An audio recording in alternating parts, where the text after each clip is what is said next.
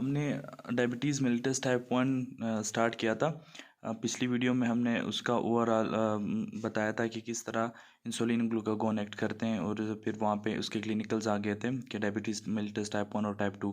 तो diabetes mellitus type 1 के बारे में स्टार्ट किया। फिर ये देखो पिछली वीडियो अगर आपने नहीं देखी तो आप वो पिछली वीडियो देख लें, उसके बाद फिर आपको ये समझ आएगी। पूरा हम लोगों ने बताया था कि किस तरह इंसुलिन और ग्लूकागोन एक्ट करते हैं, और आगे जाके जो डिजीज़ होती हैं डायबिटीज़ मेलिटस टाइप 1 और आगे वो किस तरह टी सेल्स एक्ट करते हैं।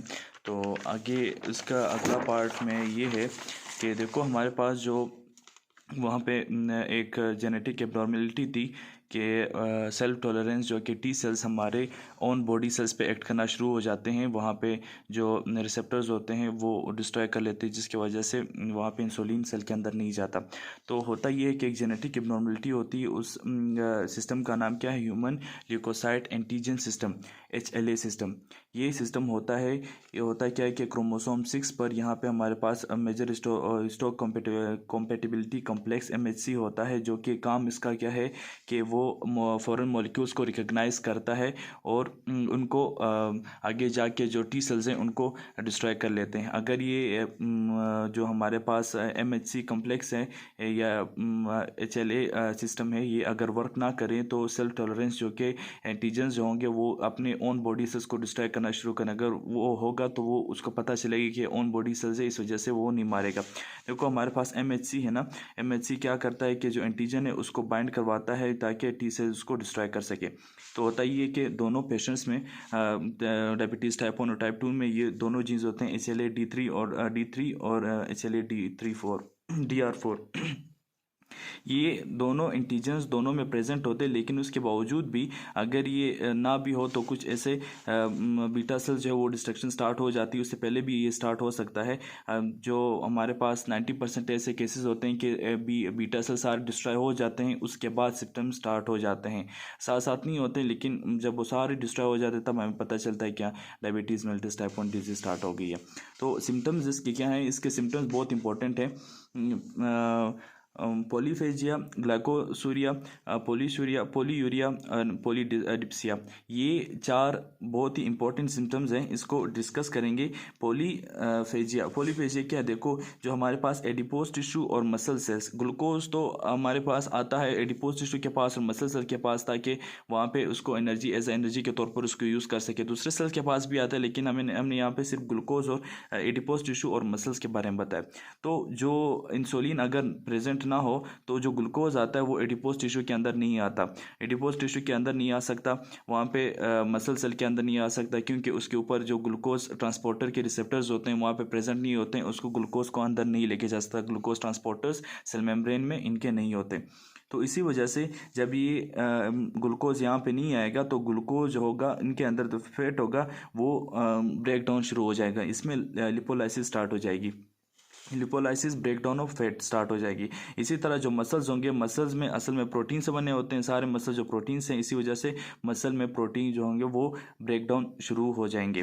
तो जब ये दोनों एडिपोज टिश्यू और मसल्स ब्रेकडाउन हो जाएंगे तो उसकी वजह से वेट लॉस हमारा होगा और हमें भूख लगेगी। वेट लॉस होगा क्योंकि एनर्जी नहीं होगी, सेल के पास एनर्जी नहीं आएगी, मसल सेल के पास और फैट सेल के पास एनर्जी नहीं आएगी एडिपोज टिश्यू के पास, तो हमें भूख लगेगी, हम ज़्यादा से ज़्यादा खाना खाएंगे। इसी वजह से जो डायबिटीज़ के पेशेंट होते हैं उनको भूख ज़्यादा लगती है। यही रीज़न है कि क्योंकि एडिपोज टिश्यू मसल सेल को ग्लूकोज नहीं पहुंच रहा था और एडिपोज टिश्यू और मसल सेल मरना स्टार्ट हो जाते हैं। तो पोली का मतलब है अलॉट और फेजिया का मतलब है ईटिंग, मीन्स के अलॉट ईटिंग, इसका एक सिम्टम ही है। दूसरा सिम्टम है ग्लूकोज यूरिया या ग्लूकोज यूरिया। तो ये उसका सिम्टम इस तरह है कि जब ग्लूकोज ब्लड में होता है ना, इसी वजह से ब्लड जो है वो किडनी से पास होता है ताकि जो वेस्ट मटेरियल्स हैं वो यूरिन के ज़रिए सारे निकल जाएं। तो जब ये ब्लड किडनी से पास होता है तो कुछ ग्लूकोज किडनी से पास नहीं होता, लेकिन कुछ ऐसे पास होके यूरिन में आ जाता है। तो यूरिन में जब ग्लूकोज आता है उसको क्या कहते हैं? Glucose urea, glucose urea.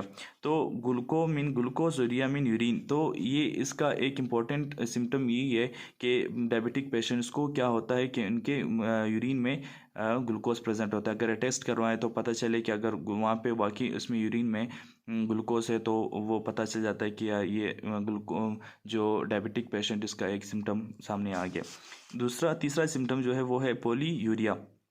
Polyuria इसी तरह कि जब यूरिन में ग्लूकोज आ जाता है तो सोल्यूट जो है वो सॉल्वेंट को अट्रैक्ट करता है, वो अपनी तरफ खींचता है, इसी वजह से तो वो ग्लूकोज जो है वो ऑटोमेटिकली एक्टिव है, इसी वजह से लोट जो वाटर होगा वो वहाँ पे उसको अट्रैक्ट करेगा, वो वहाँ पे बहुत ज़्यादा यूरिन बनेगा डायबिटिक पेशेंट में, इसी वजह से पोलीमीन ज़्यादा अलोट और यूरेमिन यूरिन ज़्यादा यूरिन निकलेगा।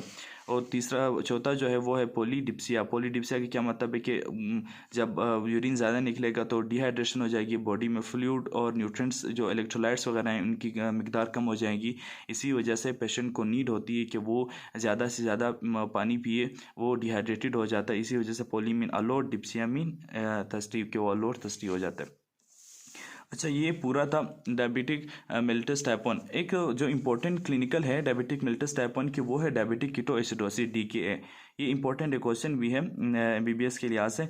तो होता है क्या है कि एडिपोज टिश्यू का हम ले लेते हैं, पिछले हमने पढ़ा था ना कि एडिपोज टिश्यू में अगर जब लाइपोलाइसिस स्टार्ट हो जाती है, लिपोलाइसिस की वजह से जो फैट अंदर होता है वो ब्रेक डाउन हो जाता है, ब्रेक डाउन होकर फैटी एसिड्स में कन्वर्ट हो जाता है। फैटी एसिड जाके लीवर के पास, लीवर इसको दो कीटोन बॉडीज में कन्वर्ट कर देता है। कीटोन बॉडी कौन सी है? एक है एसिटोएसिटिक एसिड, दूसरा है बीटा हाइड्रोक्सी ब्यूटारिक एसिड। तो ये दो कीटोन बॉडीज जो लीवर होगा वो फैटी एसिड को इन दो कीटोन बॉडीज में कन्वर्ट कर देगा। एक एसिटिक एसिड उसमें भी वो कीटो एसिड है, और बीटा हाइड्रोक्सी ब्यूटारिक एसिड वो कीटोन बॉडीज प्रेजेंट होते हैं। तो ये दोनों हम कीटोन बॉडीज़ को या कीटो एसिड को हम लोग दो चीज़ों के लिए यूज़ करते हैं। एक तो इसको एनर्जी के लिए यूज़ कर रहे होते हैं ताकि बॉडी को जो नीड होती है, ग्लूकोज अगर एनर्जी प्रोवाइड नहीं कर रहा तो इन कीटो एसिड की वजह से हम इसको एनर्जी प्रोवाइड कर सके। दूसरा जो मेन है कि कीटोन बॉडीज़ की वजह से होता है ये कि ब्लड में एसिडिटी ज़्यादा हो जाती है, क्योंकि कीटो एसिड होगा तो एसिडिटी इस वजह से ब्लड में ज़्यादा हो जाएगी। अब जब ये ब्लड में एसिडिटी ज़्यादा होगी, इसके 3 आगे जाके फर्दर क्लिनिकल बन जाएंगे। सबसे पहले जो है वो है हमारे पास कोस्मोल रिस्पायरेशन ये कि डीप लेबर्ड ब्रीथिंग हम स्टार्ट कर रहे थे। क्या लेबर्ड ब्रीथिंग के ये है कि लेबर ब्रीथिंग तब भी हम करते हैं जब हमारे बॉडी में या तो कार्बन डाइऑक्साइड ज़्यादा हो, इस तरह कोई एसिड ज़्यादा हो, ताकि हम उसको ज़्यादा से ज़्यादा उसको खारिज कर सकें, एक्सपायर कर सकें। इसी वजह से जब ब्लड में एसिडिटी ज़्यादा हो जाती है तो कार्बन डाइऑक्साइड भी एज आ एसिडिटी काज करता है। तो इसी वजह से जो ब्रीथिंग में होगा, लेबर ब्रीथिंग में कार्बन डाइऑक्साइड जो ज़्यादा से ज़्यादा वो एक्सपायर करेगा, इसकी वजह से कार्बन डाइऑक्साइड की क्वांटिटी रिड्यूस हो जाएगी और एसिडिटी इस तरह थोड़ी बहुत रिड्यूस हो जाएगी। तो कीटो एसिडोसिस में होता है ये कि पेशेंट लेबर्ड ब्रीथिंग करता है, तेज़ तेज़ या सांस लेता है वो। दूसरा जो है वो है हाइपरकेलेमिया में ये है कि जो इंसुलिन है, इंसुलिन सिर्फ ये काम नहीं करता कि सिर्फ ग्लूकोज को सेल के अंदर ट्रांसपोर्ट करे, उसको सेल तक पहुंचाए, लेकिन इसका एक और काम भी है, वो ये है कि इंसुलिन जो है वो जो सेल के अंदर सोडियम होता है वो सेल के बाहर लेके आता है, और जो पोटेशियम है वो सेल जो इंटरस्टिशियल फ्लूइड में प्रेजेंट होता है उसको अंदर लेके आता है सेल के अंदर। जब भी इंसुलिन नहीं होगा, जो कि डायबिटीज़ पेशेंट में होता है, डायबिटीज़ मेलिटस या डायबिटिक कीटो एसिडोसिस में होता है, जब इंसुलिन प्रेजेंट नहीं होगा तो पोटेशियम जो होगा वो बाहर ही रहेगा, पोटेशियम की क्वांटिटी बाहर ज़्यादा हो जाएगी। अगर इंटरस्टिशियल फ्लूइड में होगा तो वो कहाँ जाएगा, इजीली डिफ्यूज़ हो जाएगा ब्लड में, तो ब्लड में इसकी मिकदार ज़्यादा हो जाएगी, इसी वजह से वहाँ पे एसिडिटी ज़्यादा हो जाती है, जिसकी वजह से वहाँ पे हाइपरकेलेमिया मतलब पोटेशियम की क्वांटिटी ज़्यादा हो जाती है। तीसरा जो है वो है हाई एनाइन गैप। इस तरह के जो डिफरेंस होता है एनाइन में तो वो ज़्यादा हो जाता है, इसी वजह से क्योंकि कीटो एसिड वहाँ पे बिल्डअप हो जाता है, इससे जो हमारे पास एनाइन्स है वो ज़्यादा हो जाता है वहाँ पे, इसी वजह से एक गैप बन जाता है, हाई एनाइन गैप। तो ये पूरा था डायबिटिक मेलिटस टाइप 1 के बारे में। तो उसका जो अभी ट्रीटमेंट इसकी ये है कि हम उसको इंसुलिन देते हैं। इंसुलिन जो हमारे पास इंजेक्शंस होते हैं जो उसके ज़रिए हम देते हैं। तो ये अगली वीडियो में हम डिस्कस करेंगे। तो अगर वीडियो आपको अच्छी लगी हो तो हमारे चैनल को सब्सक्राइब करें, और हम अगर कोई टॉपिक आपको समझ ना आ रही हो तो कमेंट में बताइए कि कौन से टॉपिक पे हम वीडियो बनाएं, तो हम आपके लिए वो वीडियो बना देंगे। Thank you.